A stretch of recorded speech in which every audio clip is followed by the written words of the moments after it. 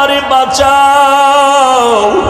মূসা নবী উম্মতের কথা বলিয়া বলবে, আল্লাহ আমারে বাঁচাও, সইতে পারি না হাসরের ময়দানের ভয়ঙ্কর অবস্থা, সহ্য করতে পারি না। ইব্রাহিম নবী কাঁদবেন, আমাকে বাঁচাও। মূসা নবী, ইব্রাহিম নবী, ঈসা নবী, আদম নবী কাঁদবেন, আল্লাহ আমাকে বাঁচাও। আমার আম্মা জান বলে, নবী তখন আপনি হাসরের ময়দানে কি করবেন? আপনি তো রাহমাতুল লিল আলামিন। আমার মায়ার নবী কান্না করে বলেন, আয়েশা ওই সময় আমি উম্মতের ভুলে যাব না রে আয়েশা।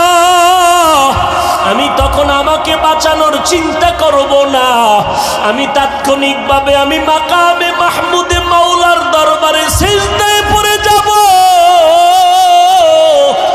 আর কান্না করে বলবো, আল্লাহ আমার উম্মতের বাঁচাও। ও আল্লাহ আমার উম্মতেরা কই, আমার একটা উম্মতের যেন জাহান্নামে না যায়, জাহান্নাম থেকে বাঁচাও।